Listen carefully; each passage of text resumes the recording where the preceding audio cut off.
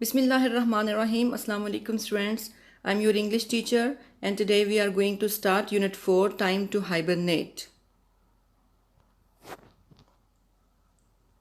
Let's see what is hibernation.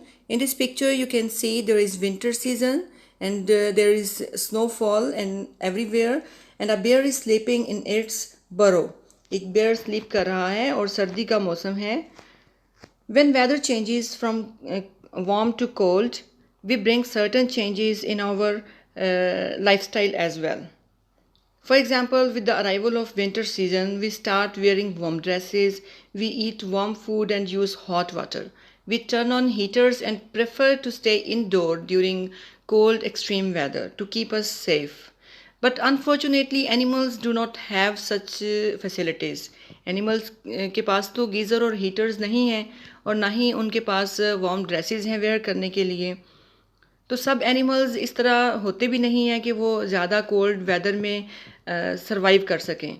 तो ऐसे animals जो फिर ठंड को बर्दाश्त नहीं कर सकते वो अपने हैबिटेट में चले जाते हैं और वहाँ पर जाके सो जाते हैं. This sleep is called hibernation. Hibernation occurs when an animal becomes inactive.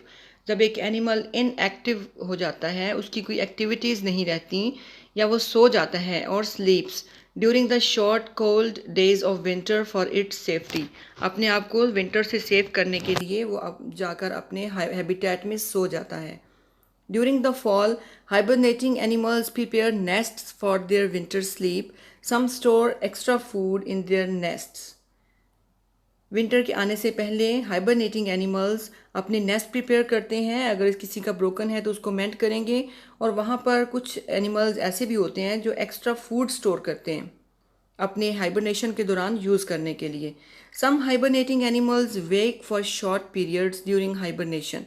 कुछ हाइबरनेटिंग एनिमल्स हाइबरनेशन के दौरान उठते भी हैं, जागते भी हैं थोड़ी देर के लिए, अपना फूड खाते हैं, वो खाना खाते हैं एंड रिलीव देमसेल्व्स और अपने आप को थोड़ा रिलैक्स करते हैं. हाइबरनेटिंग एनिमल्स सीम ऑलमोस्ट डेड. हाइबरनेटिंग एनिमल्स वो एनिमल्स जो हाइबरनेट करते हैं वो ड्यूरिंग हाइबरनेशन इतने एक्टिविटी लेस हो जाते हैं और कि वो ऐसे लगता है जैसे कि वो डेड हों. They barely breathe and their body temperature is near the freezing mark. उनका बॉडी टेम्परेचर बहुत डाउन होके फ्रीजिंग मार्क के करीब पहुंच जाता है. These are some of the animals which hibernate during winter season. Today we are going to read the story about Mr. Mole and Squirrel. This story is dialogue based. Dialogue is between Mr. Mole and Squirrel. Mr. Mole is going to hibernate and Squirrel is asking about hibernation. Let's read the text.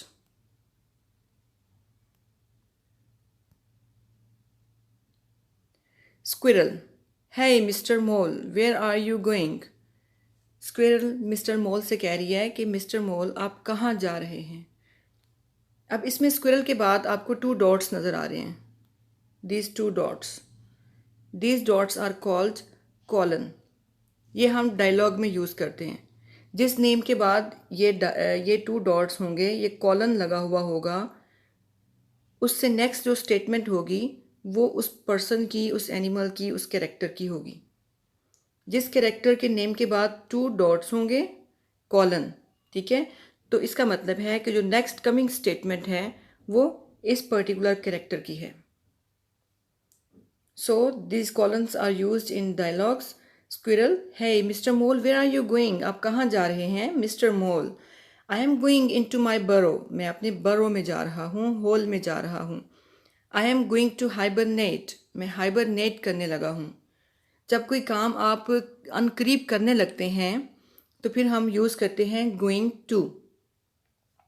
For example, you can say I am going to sleep on my bed. I am going to do my homework. I am going to get ready for school. सो जो काम आप करने लगते हैं उसके लिए हम ये यूज़ करते हैं going to. I am going to hibernate. Squirrel, hibernate, what is that?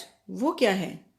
Mister mole, I will sleep all winter. मैं सारे सर्दी के मौसम में सोता रहूँगा. I will wake up in spring. मैं स्प्रिंग में उठूँगा. Squirrel, but you won't get to see the snow. तो तुम आप स्नो को एंजॉय नहीं करोगे? आप उसको नहीं देखेंगे स्नो को? Mister Mole, you can tell me about it in spring Squirrel. Squirrel, आप मुझे इसके बारे में स्प्रिंग में बता देना।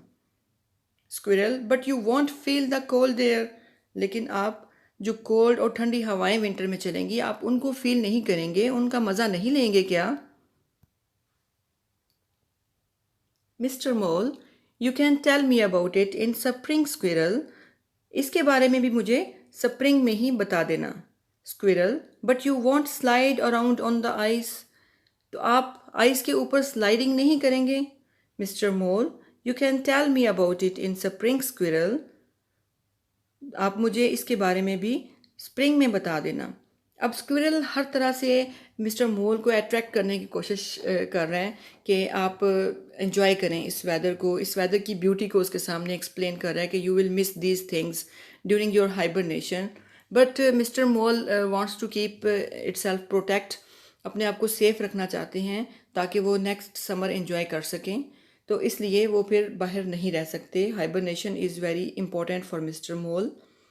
Squirrel, mister Mole. Next mister Mole says, yes Squirrel. हाँ जी बताएं स्क्विरल, क्या कह रही हैं आप? Squirrel, what is it like to hibernate. Hibernate क्या होता है? Mister mole, I will tell you about it in spring Squirrel. मैं इसके बारे में तुम्हें स्प्रिंग में बताऊंगा। So here ends our reading. Next is vocabulary. Words are important. We cannot miss vocabulary.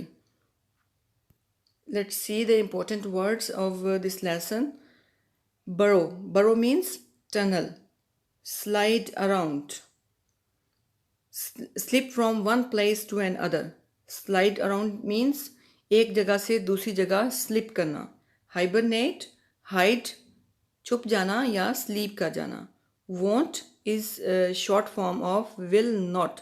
अगर हम will not को short करके लिखें तो हम इस तरह से लिखेंगे won't. Next is reading comprehension. Question number 1 is read the questions and circle the correct answer. How many characters are there in this story? इस स्टोरी में कितने कैरेक्टर्स हैं? There are only two characters, Mr. Mole and Squirrel. So correct option is B. What is Mr. Mole going to do all winter? जी, Mr. Mole सारे winter में क्या करने जा रहे हैं? He is going to climb trees. वो trees के ऊपर चढ़ेंगे. He is going for a holiday. वो छुट्टी पर जा रहे हैं. He is going to hibernate in his burrow. वो अपने burrow में hibernate करने जा रहे हैं. This is the correct answer. What is the meaning of hibernate? Hibernate का meaning क्या होता है? To slide in the ice. Ice में slide करना. To make snowballs. No. To sleep all winter and wake up in spring. सारी सर्दियों के मौसम में सो जाना और spring में उठ जाना. This is called hibernation. What will squirrel do? What will squirrel be doing in winter? Squirrel अब winter में क्या क्या करेगी? Sleeping, hibernating, hiding, sliding on the snow.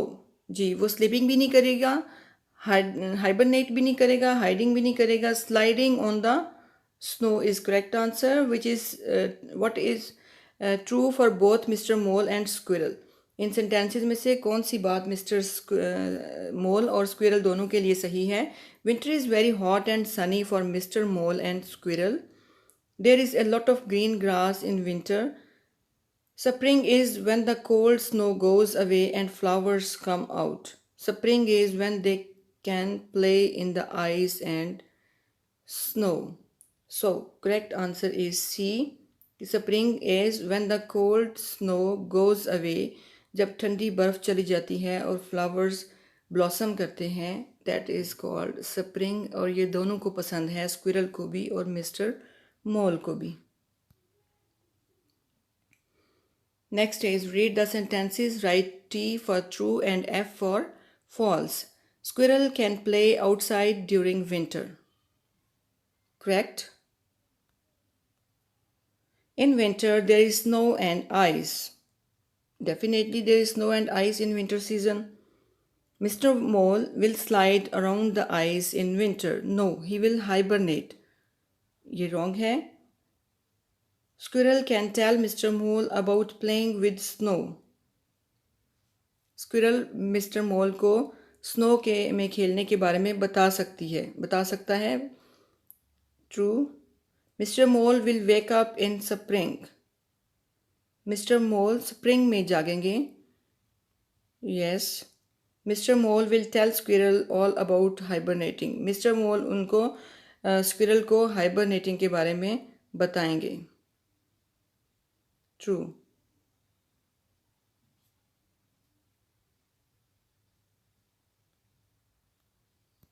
So here ends our lecture. Complete your work in your textbook. Thanks a lot. Goodbye.